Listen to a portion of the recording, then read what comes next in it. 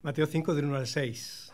Es el texto de hoy. La intención es recorrer estas 4 primeras bienaventuranzas, como decía Ana, tratando de ver ciertos rasgos de carácter transformados por el Espíritu Santo y que afectan a cómo nos acercamos a la palabra, cómo nos acercamos a la Biblia, cómo nos acercamos al Señor, cómo nos acercamos a su palabra. Mateo 5, del 1 al 6.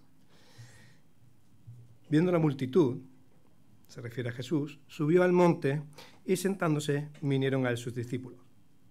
Y abriendo su boca les enseñaba diciendo: Bienaventurados los pobres en espíritu, porque de ellos es el reino de los cielos. Bienaventurados los que lloran, porque ellos recibirán consolación. Bienaventurados los mansos, porque ellos recibirán la tierra por heredad. Bienaventurados los que tienen hambre y sed de justicia, porque ellos serán saciados. No recuerdo la primera vez que subí a predicar, pero sí que recuerdo casi con toda seguridad que la primera predicación que se subió a la página web fue una predicación acerca de cómo creía y cómo sigo creyendo que es adecuado acercarse a leer y a interpretar la Biblia.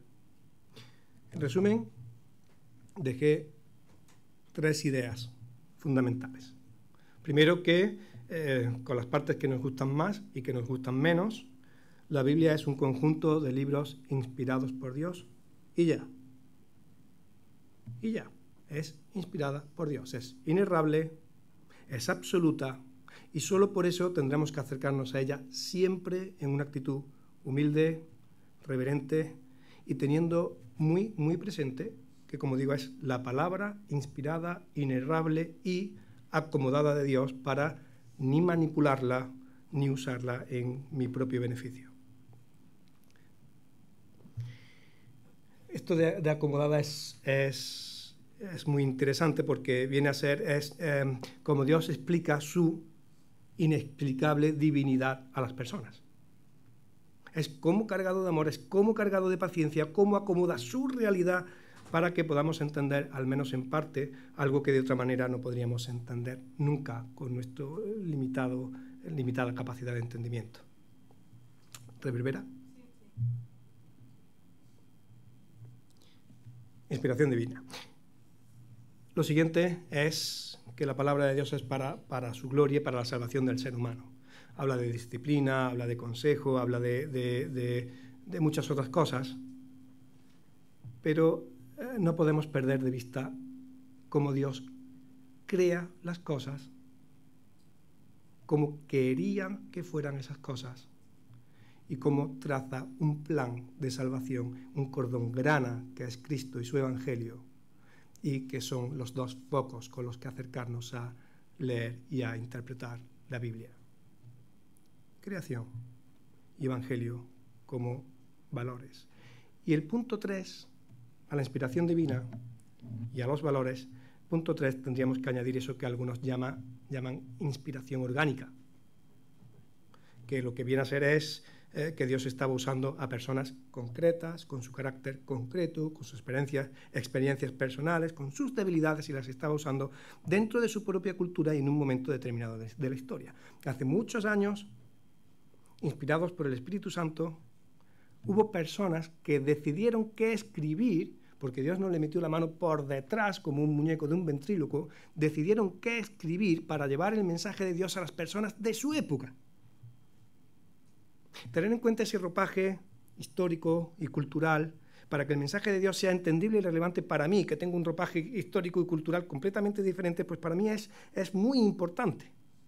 Es muy importante porque así puedo acercarme a la inerrable palabra de Dios de una forma que me hace entender que si Dios no se equivoca, pues quizá yo sí que me puedo equivocar. Alguna vez me he enfrentado a una pregunta, no sé con qué fondo, de ¿tú eres de los que ponen en duda la inerrabilidad de la palabra de Dios? No. Ni pongo en duda la inerrabilidad de la palabra de Dios, ni pongo en duda mi falibilidad a la hora de acercarme a ella. O tú eres tan perfecto como Dios y nunca te equivocas. inspiración divina, que tiene consecuencias, valores, evangelio y creación, como prisma, que tiene consecuencias, y inspiración orgánica, que tienen consecuencias. Resumen de, no sé si 3 o 4 minutos, quizá 2, de una predicación que os aseguro que duró bastante más. Y resumen que creo que, bueno, no está mal hacerlo de vez en cuando, pero resumen que hago porque hace unas semanas en casa empezamos a ver, no sé si os suena, El cuento de la criada.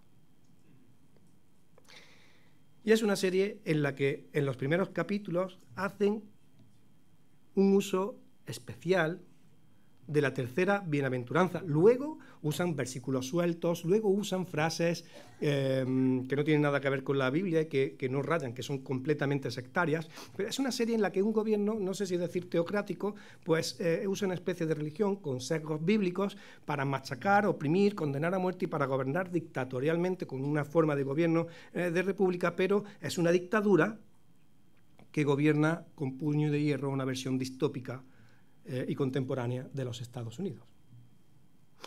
Es tremendo como un texto tan precioso, tan preciosísimo, como las bienaventuranzas, sacado de contexto, manipulado y mutilado, porque es mutilado, sin tener, por supuesto, en cuenta estos 3 puntos, es tremendo como la manipulación de las Escrituras, mientras que estás viendo la serie, te hacen girar los ojos a los ayes de Jesús en Mateo 23. ¡Ay! Yo no sé si la serie hace honor a los libros, me han dicho que luego se recrudece mucho el asunto. Hemos visto solo los primeros capítulos, la intención es seguir viéndola, pero ver el uso que le estaban dando a las bienaventuranzas te reconcome ahí y te carga para decir, bueno, vamos a acercarnos de nuevo a este texto precioso, tratando de respetar más o menos implícitamente estos 3 pilares que creo que son fundamentales. Bienaventurados los que lloran, los pobres, de espíritu, pero pobres, los que tienen hambre y sed, de justicia, pero hambre y sed. Bien, nos suena. Y si la palabra de Dios es inerrable, punto 1, o el significado de bienaventurado en el siglo I no tiene nada que ver con lo que significa ser bienaventurado en el siglo XXI, punto 3, o vamos a tener que alumbrar intensamente con el Evangelio para que esto pueda tener sentido. Punto 2. Me gusta más bienaventurado que dichoso. Me gusta más Reina Valera que la nueva versión internacional para este texto, porque se puede entender dichoso, se puede entender como feliz. Y feliz es una situación subjetiva. Es una percepción tremendamente subjetiva. Y de lo que Jesús está hablando aquí no es de una percepción subjetiva, es de un juicio objetivo. El que está como está bienaventurado. Es un juicio objetivo de estar y no de ser. Maravilloso el español para esto. De estar en lugar de ser en lugar de estar. No sé si lo he dicho al revés al principio, lo he dicho al revés, ¿no? Vale, pues eso. Bienaventurado, dichoso, bendito, bendito. Bendito el que llora, bendito es el que recibe un beneficio, ya sea material, espiritual o social. Bendito el que llora, bendito, gozoso. Es difícil entender gozoso llorando, es difícil entender gozoso teniendo hambre, es difícil entender todo esto de las bienaventuranzas sin tener presente ese gozo profundo que produce el Evangelio. Gozo profundo, que no alegría, para entender un texto que cuando empieza poniendo las expectativas por todo lo alto y poniendo los pelos de punta. Fijaos cómo empieza el versículo 1 y el versículo 2. Cada vez que leo el texto me esfuerzo por pararme en estos 2 versículos porque me encantan. Cuando veo a las multitudes, hay un momento en el que parece que hay mucha gente y Jesús se aparta subió a la ladera de una montaña y se sentó. Y allí, cuando los discípulos lo ven, se le acercaron, y cuando llegan es cuando él toma la palabra y comienza a enseñarles. Y me encanta. Es de esos pasajes que, de los que somos más de pensar que de imaginar, nos mueve a la imaginación. Y aun a riesgo de equivocarme al 99%, me imagino la ladera verde, con pasto fresco. Yo sé que no, que sería terrosa, con piedras y con algún jaramaco, pero no, me la imagino verde, con pasto suave. Y es de esos pasajes que mientras que vas subiendo la ladera, corre la brisa que te llega el olor a césped recién cortado, que sé que no, pero es así. Casi puedes pasar la mano y pillar una piedra de las que no ha echado fuera. Y vas de camino hacia Dios hecho hombre, que está sentado esperando a que llegues para abrir su boca, darte su enseñanza. Tu corazón está abierto, está deseando escuchar qué tiene Dios para decirte, y te dice: bienaventurados los pobres de espíritu. O sea, estoy subiendo la ladera, mi corazón se está abriendo, mi entendimiento está preparado, y me dices: bienaventurado el pobre de espíritu. Ay, sí, vale, porque de ellos es actualmente, presente, el reino de los cielos. Vale, ahora luego voy al reino de los cielos, pero ser pobre no ha sido motivo de bienaventuranza ni ahora ni nunca. El cristianismo es una alternativa cultural ahora, igual que lo era en el siglo I. Esto no sonaba agradable y no estaba de moda, ni lo estaba antes, ni lo está ahora. Ser pobre significa tener una necesidad que no puedo cubrir. Pobre emocionalmente es la persona que no tiene las emociones mínimas necesarias para afrontar la vida de forma saludable. No siempre es fácil identificar la pobreza emocional, pero está. Pobre materialmente, pues es cuando no tienes las materias físicas necesarias para afrontar la vida. Tampoco es tan fácil de identificar esto como puede parecer en un principio. Quizás sea más fácil, que la parte emocional. Pero ¿qué es ser pobre de espíritu? Porque ser pobre, como digo, es una carencia. Si es pobre de espíritu, es una carencia espiritual. Es reconocer que espiritualmente pues no tengo lo necesario, que no estoy a la altura, de alguna manera, ¿no? Y bien no estar a la altura, aunque sea espiritualmente, no me enrollo. Hace 2 semanas, en el Domingo de Resurrección, entré con más detalle en esto. Pobre de espíritu, desde un punto de vista bíblico, que es de lo que estamos hablando, es llegar a reconocer que no tenemos nada con lo que podamos comprar el favor de Dios. Ese sería el resumen de pobreza espiritual. No estoy a la altura, soy incapaz espiritualmente de comprar el favor espiritual de Dios. Fácil, no me enrollo más. Nada de lo que puedo hacer, ni decir, ni de mis pequeños éxitos, ni de mis grandes éxitos, ni de la suma de todas mis buenas obras de mi vida, ni de las buenas obras de toda la vida, de todos los creyentes, de toda la historia. Nada de eso puede comprar el favor de Dios. Punto. Pobre de espíritu. Tim Keller, aprovechando que Ana lo leía, Tim Keller hace referencia a esto, siglo XXI, por ropaje espiritual, hablando del autoolvido, hablando de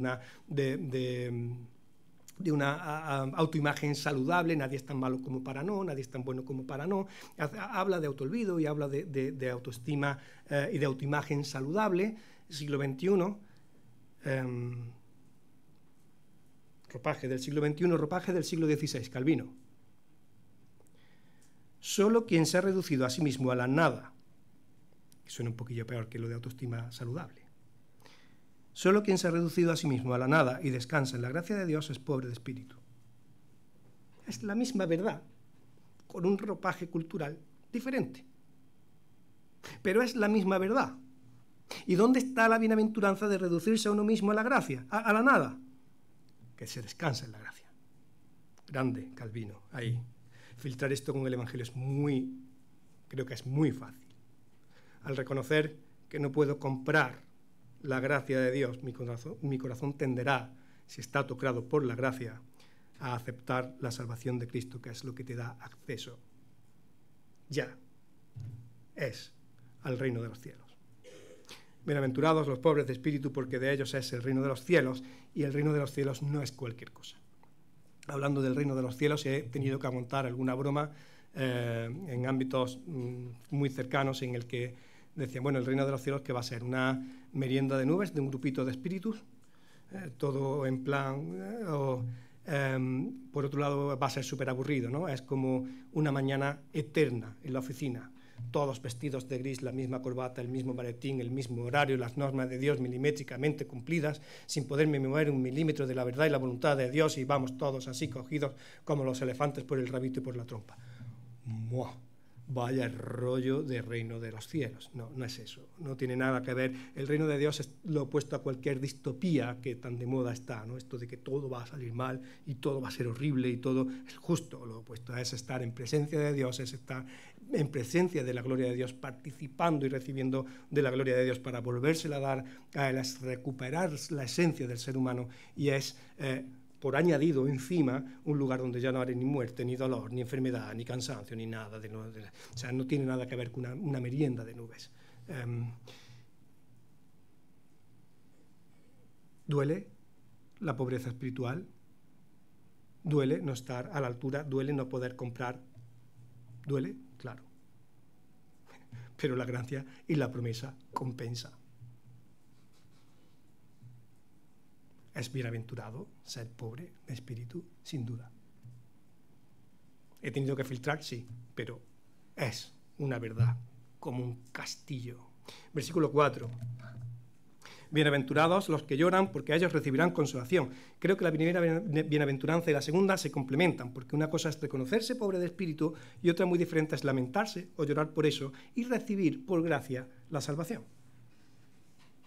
Una cosa es poderme reconocer malo en algún momento, reconocer mi maldad y todo eso, y otra cosa muy diferente es que me duela cuando me veo así y cuando lloro así para ser consolado. Realmente no siempre nos duele nuestro mal. Me duelen las consecuencias de mi mal, pero el mal no me duele, no siempre, me duele. A lo mejor me duelen las consecuencias de otro, el mal de otro, y las consecuencias de mi mal. Pero no es lo mismo que te duela que te metan en la cárcel por robar un banco a que te duela haber robado el banco. Me duelen las consecuencias, pero si no me pillan, la maldad no me duele. A veces nos duelen las consecuencias de nuestro mal. A veces nuestro mal nos hace sentir mal.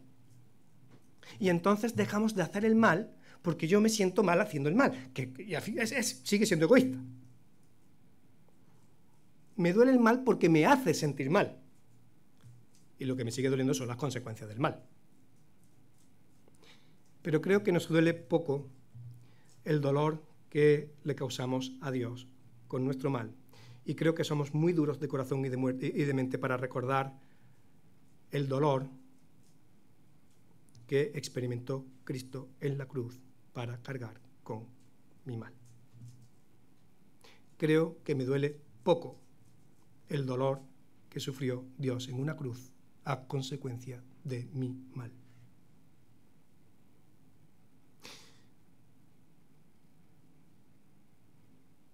Si lloramos espiritualmente o físicamente, o las dos cosas, pero espiritualmente tiene que ir con profundidad por este daño que hemos causado,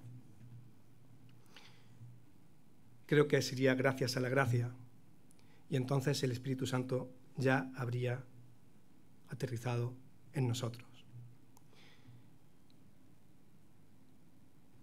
¿Cuál sería una de las funciones básicas del Espíritu Santo? La consolación. Si lloramos a consecuencia del dolor causado a Jesús, a Dios en la cruz, es porque ya, si no ha aterrizado, está aterrizando el Espíritu Santo en nosotros. Me encanta Spurgeon, que dice que el Espíritu Santo es el que sanará, el que consolará, el que cicatrizará los corazones dañados por el mal. Me encanta esa definición. Ligeramente parafraseada, para vestirla del siglo XXI, ¿no? Pero viene a decir esto. Solo cuando el Señor Jesús derrama su Espíritu Santo sobre nosotros, solo entonces es cuando somos verdaderamente consolados, y solo entonces cuando se curan y cicatrizan las heridas, sobre todo las espiritualmente profundas. Y lo de las cicatrices es muy importante. Después de recibir el daño, en su cuerpo de gloria, Cristo tenía cicatrices. Ya no le dolían las heridas, pero las cicatrices estaban allí. En nuestro caso, las cicatrices forman parte de lo que hemos sido, forman parte de lo que seguimos siendo y forman parte de lo que seremos cuando ya no duelan en absoluto. Ese ya, pero todavía no. Quizá el consuelo por eso sea un poco parcial, porque estamos todavía ya, pero no. Pero en lo que a mí se me van los ojos en esto, y al final a la bienaventuranza y a las escrituras nos acercamos de forma personal, independiente, en función de cómo somos y en función también de la situación personal que estemos pasando, con pilares fundamentales e inamovibles, pero las escrituras nos hablan a cada uno de nosotros de forma personal en momentos muy concretos. Para mí, si la naturaleza es mi naturaleza, mi maldad, mi naturaleza profunda, lo que causa mis heridas espirituales, y es esa maldad y sus consecuencias para Dios a la que en algún momento me ha hecho llorar, si es mi naturaleza profunda que causa mis heridas, lo que me hace llorar es la naturaleza profunda de las cicatrices del Señor, esa divinidad en una cruz. Eso es lo que cura mis heridas, eso es lo que las cicatriza, y eso es lo que las consuela. Si mi naturaleza me hace heridas y duelen, la naturaleza del sacrificio de Jesús las cicatriza y consuela. Ya, pero todavía no. Pero ya. Bienaventurados los que lloran, porque serán consolados. Si yo soy el que rompe, Cristo el que arregla. Si yo soy el que rompe, Cristo es el que paga. Si yo soy el que daña y Cristo es el que sana, ¿dónde queda el orgullo? Bienaventurados los mansos, los humildes, porque ellos recibirán la tierra por heredad. Ser humilde y ser manso no es lo mismo que estar siempre callado, apocado y no haciendo absolutamente nada y tener el carácter por los suelos. Por ejemplo, un patio de gentiles cargado de gente y un Jesús que mansamente hizo lo que tenía que hacer. Y esta es una verdad que aparece también en esta serie de La Criada, que es una verdad que envuelve un montón de cosas que no son verdad en el lado de la oposición al gobierno y que al fin y al cabo lo que nos demuestra es que no solamente la palabra de Dios, sino su interpretación puede ser usada y manipulada por cualquier persona en cualquier ambiente. Pero como digo, ser humilde no es estar siempre callado. Entonces, ¿qué es ser humilde? ¿Qué es ser manso? Para mí el ejemplo fundamental, y salvando la distancia porque siempre es Jesús, es cuando Jesús dice: Señor, Padre, pasa de mí esta copa, pero no se haga mi voluntad sino la tuya. Eso.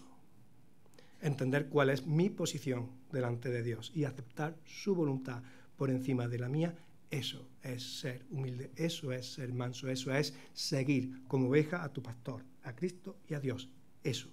¿Y cuál es la voluntad de Dios?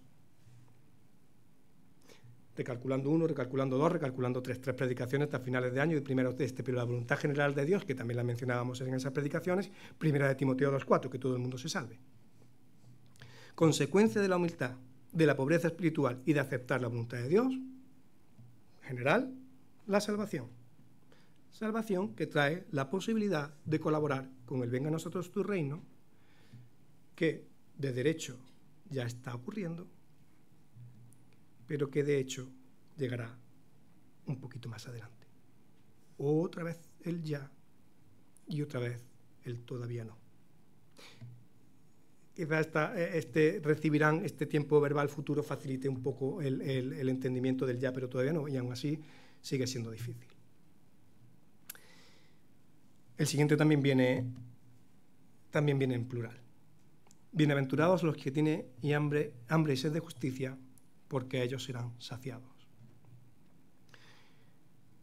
Resumo y empiezo a terminar. Justicia.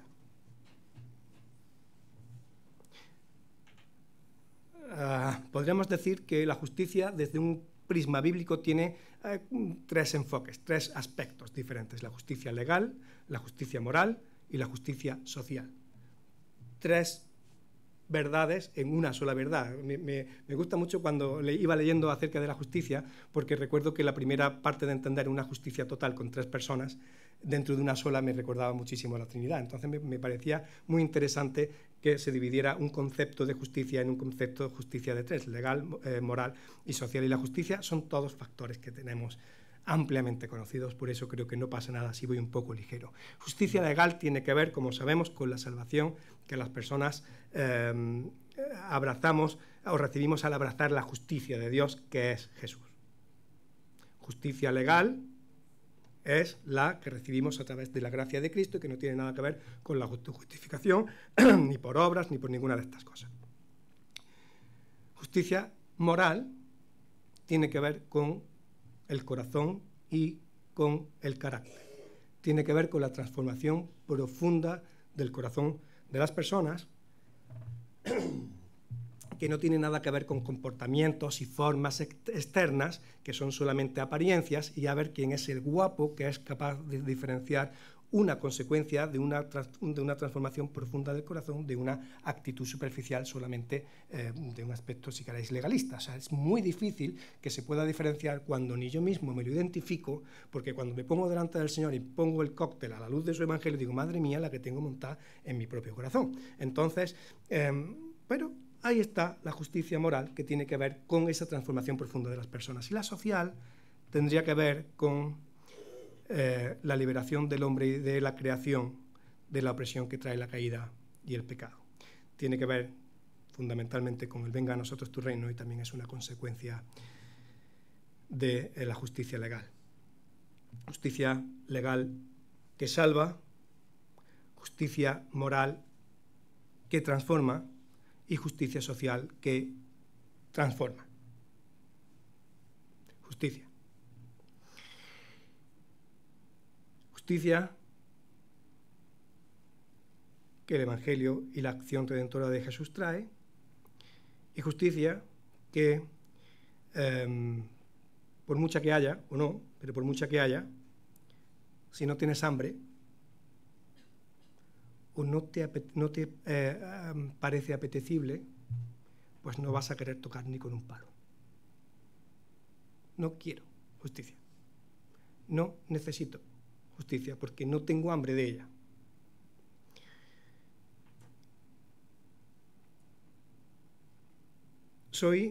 Esta mañana hablaba con Lucía de esto, soy de los que prefieren desear a obligarse. Prefiero desear comer bien y comer bien a tener que obligarme a comer bien.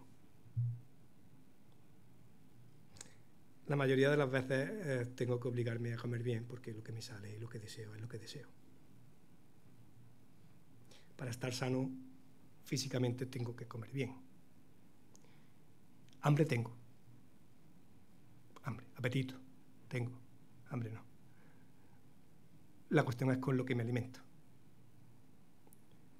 Hambre y sed de justicia se puede llegar a tener. Espiritualmente, igual que físicamente, que alimentarse de forma saludable. A veces tendremos que obligarnos a alimentarnos de lo que nos toca, y a veces desearemos deleitarnos y nos estaremos deleitando en la palabra de Dios, pero otras veces no. Y a veces nos deleitaremos en la justicia de Dios, pero otras veces no. Y eso no quita que seamos responsables de usar adecuadamente nuestra libertad en con qué me alimento y con qué me dejo de alimentar. Es verdad que no siempre voy a tener hambre y sed de justicia. No siempre. Y en ese momento me lo voy a tener que mirar. Y cuando me lo mire, en vez de mirarme esa falta de hambre, mirándome a mí mismo, creo que lo adecuado es mirar eso enfocándome en la cruz. ¿Por qué? Porque si la sangre del Señor nos garantiza saciedad de justicia, creo que es esa misma sangre derramada para tener esa justicia lo que, valorándola, va a despertar la sed ver el precio que Dios, que Jesús paga para que pueda saciarme de justicia. Valorar eso es lo que puede despertar la sed.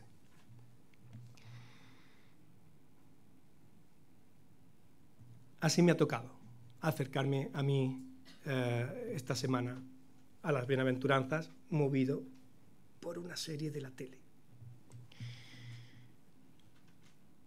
Hay tantas maneras de acercarse a las bienaventuranzas y a las Escrituras en general como hijos de Dios y como situaciones están pasando esos hijos de Dios a lo largo de su vida. Pero si no nos acercamos a la palabra y a las bienaventuranzas desde la pobreza de espíritu, desde la humildad, desde la mansedumbre, desde la sed y el hambre de justicia, llorando por lo que tenga que llorar, creo que no voy a poder experimentarlas en todo su esplendor.